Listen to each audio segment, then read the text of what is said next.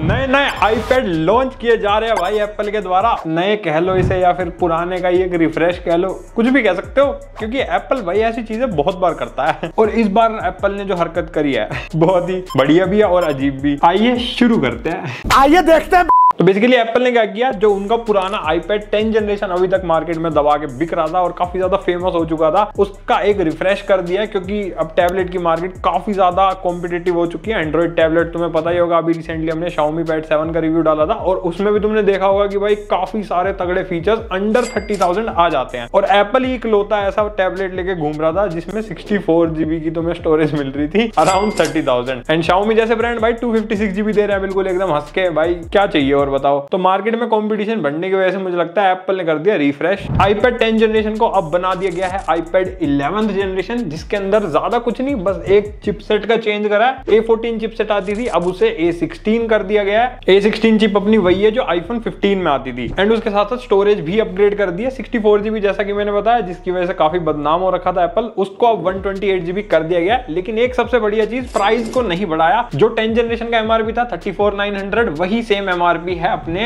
11th generation का भी। And pre order के लिए जाओगे तो तुम्हें और भी कुछ बैंक डिस्काउंट या EMI वगैरह के ऑप्शंस मिल जाएंगे, तो मान सकते हो कि 32-33,000 तक तुम्हें अभी ये नए वाला iPad 11 जनरेशन मिल जाएगा। इसके अलावा भाई कोई भी चेंज नहीं किया है। अगर तुम्हें 10 जनरेशन के फीचर्स या सारी चीजें नहीं पता तो हमने उसकी वीडियो बना रखी है, उसमें तुम्हें सारी चीजें पता चल जाएंगी। तो यही मान के चलो इन दो चेंजेस के अलावा और कोई चेंज एप्पल ने नहीं किया है। अब ये खरीदना चाहिए या नहीं वो तो मैं रिव्यू करने के बाद ही बताऊंगा, क्योंकि मैं बहुत जल्द कोशिश करूंगा इसकी वीडियो बनाने की। चाहिए या नहीं कमेंट सेक्शन में बता सकते हो। बाकी इतना ही नहीं, iPad Air को भी रिफ्रेश कर दिया गया है। अब हमारे पास ये अपना iPad Air M2 है, इसका रिव्यू चैनल पर ऑलरेडी है, तुमने देखा भी होगा। इसको रिफ्रेश करके इसके अंदर M3 चिप डाल दी है और बाकी सब सेम है। बेसिकली जो प्रोसेसर है वो अपग्रेड करा है। मतलब एप्पल के पास वैसे ही इतने सारे प्रोसेसर पड़े रहते हैं, तो एप्पल ने सोचा होगा यार एक काम करते हैं, मार्केट में ना थोड़ा सा चेंज लाया जाए, हमें लोग भूल चुके हैं, ये लाओ प्रोसेसर घुसा दो, नया बना दो।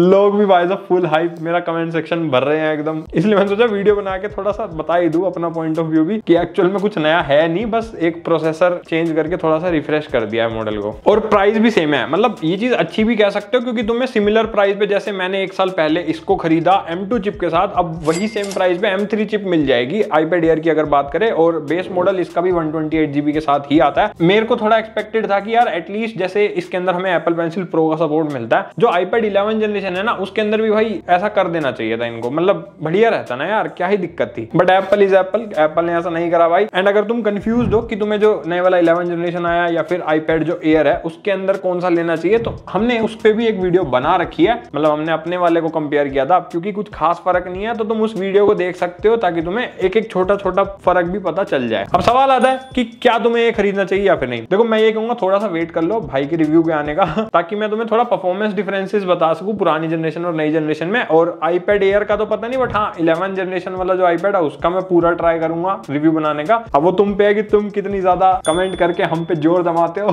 तो मतलब मेरी तरफ से पूरी कोशिश रहेगी। बाकी अगर अभी किसी को जल्दी है ना, प्री बुक करके लेना चाह रहा है, तो मैं उसको बता देता हूं। देखो अगर तुम ऑलरेडी 10 जनरेशन या फिर कोई पहले का दूसरा iPad यूज कर रहे हो तो तुम इतनी ज्यादा जरूरत नहीं अपग्रेड करने की। बट अगर तुम iPad पे शिफ्ट होने वाले हो या फिर कोई एंड्रॉइड टैबलेट से शिफ्ट हो रहा है या फिर कोई नया टैबलेट अपने लिए खरीदने जा रहा है, देन तुम भाई डेफिनेटली iPad 11 जनरेशन प्रेफर कर सकते हो। अब 10 जनरेशन लेने का कोई फायदा लग नहीं रहा मुझे, क्योंकि एक तो तुम्हें CPU बेटर मिल रहा है, दूसरा स्टोरेज का भी एक फायदा है, 128 GB मिल जाएगी, सीधा भाई डबल हो जा रही है। एंड प्राइस भी बिल्कुल सिमिलर है, वही 30,000 के आसपास तुम्हें मिल जाएगा। और मे भी हो सकता है सेल वेल आएगी तो और ज्यादा डिस्काउंट्स मिल सकते हैं हमें 11 जनरेशन में। अब इससे ये भी हो सकता है कि स्टॉक खाली करने के लिए 10 जनरेशन सस्ता हो जाए। देखना पड़ेगा कितना सस्ता होता है। अगर वो 25,000 तक आ जाता है देन भाई वो बेस्ट हो जाएगा काम। जैसे 9 जनरेशन के साथ लास्ट टाइम हुआ भाई, वो काफी ज्यादा सस्ता मिल जाता है, अब सेल वेल पे 18-19 हजार में मिल जाता है। तो सेम चीज अगर 10 जनरेशन के साथ होती है तो 10 जनरेशन आज भी वर्थ इट है, क्योंकि सिर्फ एक प्रोसेसर और तुम स्टोरेज के लिए तो 5-10 हजार नहीं फूकोगे ना। तो मतलब देखना पड़ेगा भाई वो मार्केट में कैसा सीन होता है। अगर अभी तुरंत तुम्हें चाहिए देन तुम 11 जनरेशन की तरफ जा सकते हो, क्योंकि 10 जनरेशन और 11 जनरेशन में भी कोई खास प्राइस का डिफरेंस नहीं है, बट वैसे काफी फर्क आ चुका है। एंड रही बात iPad Air की, तो ये तो भाई M2 वाला भी काफी बढ़िया है। बाकी अगर सेम प्राइस पे तुम्हें M3 मिल रहा है देन फिर M3 की तरफ जा सकते हो, और उसके अलावा कोई डिफरेंस नहीं है भाई, हर एक चीज सिमिलर है। बाकी हमने iPads के काफी रिव्यू कर रखे अपने चैनल पे, तो उन सारी वीडियो वीडियोस को देख लेना ताकि तुम्हें हर चीज एकदम समझ में आ जाए। आईपैड के बारे में तुम्हें अगर कुछ नहीं पता तो एकदम 0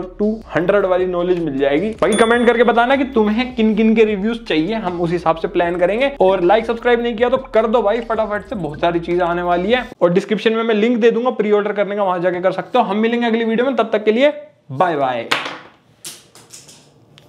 It was at this moment that he knew he fucked up. Apple pencil गिर गई, अभी 11-12 हजार की चपत लग जाती बच गई भाई। Bye bye.